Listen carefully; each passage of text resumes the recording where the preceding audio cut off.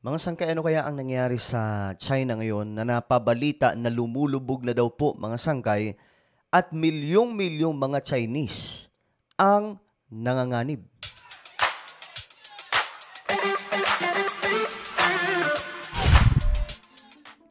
Mga sangkay, medyo nagulat lamang po tayo sa balitang to, international, na itong China nga po ay may malaking problema at nasa 200 or more than 200 million or almost 300 million.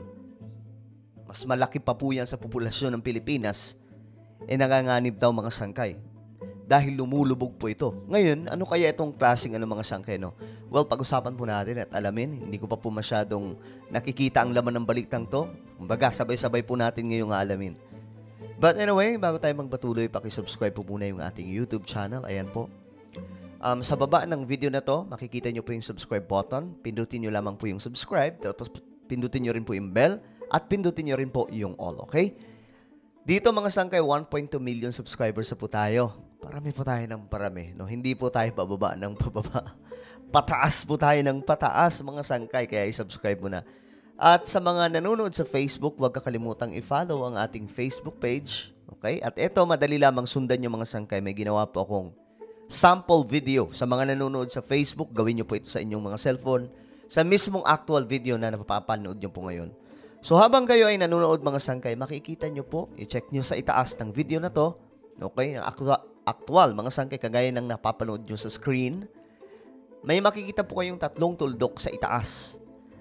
Sa inyong mga cellphone. Pindutin nyo po yung tatlong tuldok sa itaas ng video na to. Then may lalabas po dyan na show more. Ayan, pag lumabas na po yung show more, pindutin nyo po yung show more. And ganyan lamang po kasimple. Okay, I hope na nasundan ng lahat. So ito na nga, mga sangkay. Ito, nagulat lang din po ako. Ayon po dito kasi sa report. Ayan. China is sinking. 270 million are people in danger. So 200 million daw po na mga tao sa China ay nasa delikatong sitwasyon. So ano nga ba? Kung titingnan po natin ang larawan dito mga sangkay, may tubig sa itaas sa mga building o sa paligid ng building. So ano to? Realidad ba or literal na lulubog ang China? Okay, tingnan po natin. Our next story comes with a sinking feeling. It's about China, the second most populous nation in the world. China is home to 1.4 billion people and grabe no, 1.4 billion katao. Pero ang pagkakaalam po natin, nalamangan na po sila ng India. Ang India na po ngayon yung pinakamaraming populasyon sa sanlibutan. Kasi silang dalawa po talaga yung naglalaban. Kaya nga po, pagdating sa ekonomiya, naglalaban din ng dalawang to. Pagdating sa populasyon, pagdating po sa sandatahan, India versus China, nagbabanggaan tapos magkadikit lang po silang bansa. now land is sinking underneath their feet. Okay. A new study is out. It's the first to measure subsidence across many parts of China. Okay. So ito nga ay literal na lumulubog mga sangkay. And here is what it says. Chinese cities are growing rapidly, and with that, they're also sinking. Nearly half of China's urban areas are sinking faster than 3 millimeters per year. Oh my goodness. So, ibig sabihin, ano to mga sangkay, hindi po siya chismis. Hindi rin po siya yung tipong ano lang. Kasi ang iniisip ko kanina, baka lubog pagdating sa pinansyal o kaya sa kanilang GDP o kaya nagkakaproblema yung kanilang ekonomiya kaya lumulubog. Pero mukhang literal nga mga sangkay na lumulubog ang kanilang bansa sa tubig. These areas have 29% of the country's population. That's 406 million people living on slowly sinking land. Meanwhile, 16% of the urban areas are losing more than 10 millimeters of elevation per year. Grabe, no? Kaya pala sinasabi po talaga ng mga scientists, no? Ewan ko kung napapanood yung mga video natin, mga dati-dati pa, mga sangkay. Nasabi po nila na itong ating mundo, marami po sa mga lugar sa ating mundo, dahan-dahan po talagang lulubog sa tubig. 'Di ba? Patuloy po yung pagkatunaw ng yelo doon sa mga malalawak na mga lugar na kung saan itong mga yelo bumabagsak daw po sa dagat. So, ang nangyayari mga sangkay, tumataas po yung level ng dagat. Kahit na dito daw po sa Metro Manila or dito sa Pilipinas, ramdam na daw po yan. Hindi lamang po talaga natin napapansin. Pero yung mga scientists kasi, ultimo napapansin po nila yan. At eto, damang-dama po ngayon ng China. Meaning 67 million people are rapidly sinking. The numbers may seem small, but they accumulate quickly. In 100 years, a quarter of China's coastal land will sit below sea level. And there are two parts to it. One, China is sinking, and two, the sea level is rising. Nako. Dalawa mga sangkay. Yung una, ang China ay bumababa daw po yung lupa. The second one is tumataas po yung sea level. So, ibig sabihin, mas mabilis, di ba? To climate change. Ulitin natin yung part na to kung ano ang dahilan. Land will sit below sea level.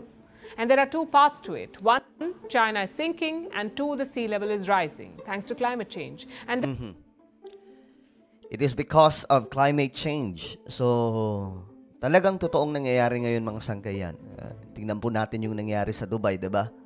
Sino ba naman mag-aakala na ganun po kalakas, katindi yung ulan at naibinuhos, nakatumbas ng 2 taon. Ibinuhos lamang po ng ilang oras. So, itong China, naninilikado din ngayon. This makes a dangerous combination. We don't have to wait for a century to witness the consequences. They're already upon us. Sabi, hindi na po natin kailangan maghintay pa ng ilang dekada para makita ang consequences ng ginawa ng tao sa ating mundo, sa ating kalikasan. Ito na ngayon ang realidad. Nararamdaman na po natin, nangyayari na po. Yung init ng panahon ngayon, ayan. Isa po yan sa patunay mga sangkay. With every little decline in elevation, the country is at a greater risk of flooding.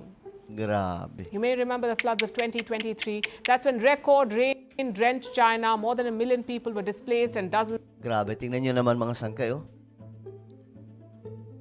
alam ko ano to train station ba or mall? Basta ito po ay parang parking area na Tingnan nyo yung tubig. Pinasok na. Died.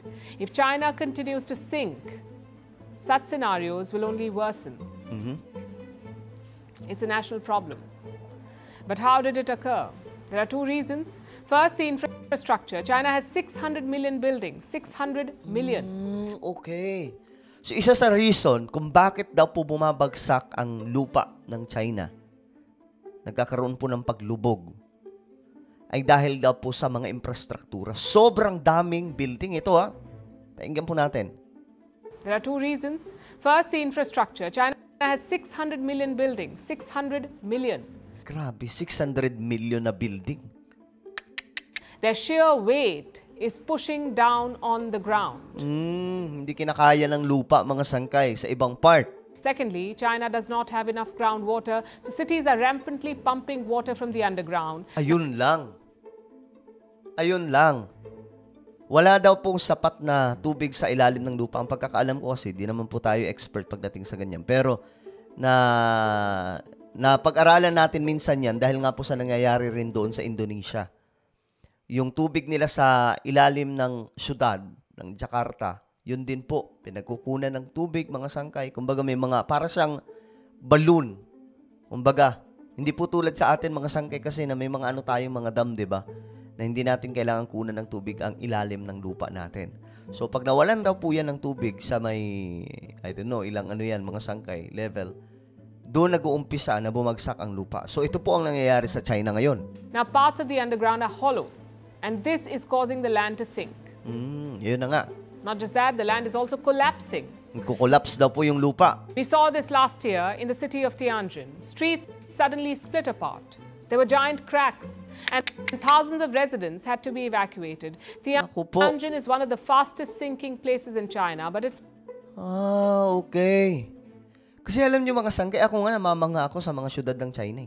Sobrang, alam niyo mga sangkay, yung mga syudad na hindi niyo pa nakikita. Kahit sa ibang bansa, sa China niyo makikita. Sobrang daming building. Pero maganda po talaga siya tingnan. But the problem is yung kanilang groundwater pala. Hindi sapat para po maging matibay yung ibabaw ng lupa. Yun yung reason, mga sangkay, na dahan-dahan po siyang bumabagsak. So, parang kagaya po ito sa Jakarta, Indonesia. Kaya nga po napilitan po yung Indonesia na ilipat yung kanilang capital city. It's not alone. Beijing, the capital city, is also among the worst hit. Grabe yun. Ayan, mga sangkay, ito po ang kabilang sa mga lumulubog na mga lugar. Kabilang po yung Beijing. Pambihira. So is Shanghai, a major center for finance and manufacturing. And this is not good news for President Xi Jinping. But what has he done about it? Not very much. It seems he fails to grasp the gravity of sinking land. Yes, Beijing has introduced some new laws to control groundwater pumping.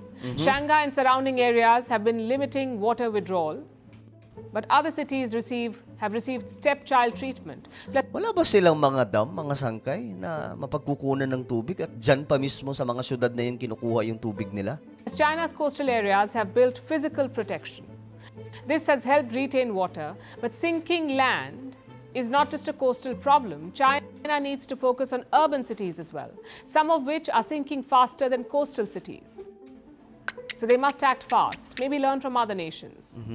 Like Italy, the UK, the US, the Netherlands, India, Indonesia, Thailand, and Bangladesh, parts of these countries are sinking as well. Itong mga bansa na nasabi, lumulubog na rin. And how are they coping? Well, some nations are injecting water into the soil. Venice in Italy is building sea walls. Indonesia's Jakarta is sinking rapidly, so they're building a whole new capital city from scratch. So the measures differ. Some are about prevention, others are about accepting the reality of a losing game and starting a new one. But whichever path China takes, the decision must come before it has to choose whether to sink or swim. Grabe, no? So, yan pong nangyayari ngayon sa China. Bunga po ito ng climate change, no? Isa sa reason kung bakit din po tumataas yung sea level dahil sa climate change. Kaya nga dalawa, mga sangkay, sinasabi po doon, yung number 1, lumulubog po sila sa lupa. Yung lupa nila bumabagsak. Ngayon, mga sangkay, ang reason naman nun dahil po sa gawa din nila. Sila may dahilan, yung groundwater nila, pinapump nila, mga sangkay, kinukunan ng tubig. So, yun yung rason. At sobrang daming building. Ngayon, mga sangkay, ang second one is yung sea level na tumataas. It is because of climate change. So, ano po ang inyong opinion tungkol dito? Medyo nagulat po tayo, no? I-comment nyo sa ibaba ang inyong mga opinion, mga sangkay. Meron po akong isang YouTube channel, Sangkay Revelation. Ito po. Hanapin nyo po ito sa YouTube. Okay? Then click the subscribe, click the bell, and click all. Ako na po ay magpapaalam. Mag-iingat po ang lahat. God bless everyone.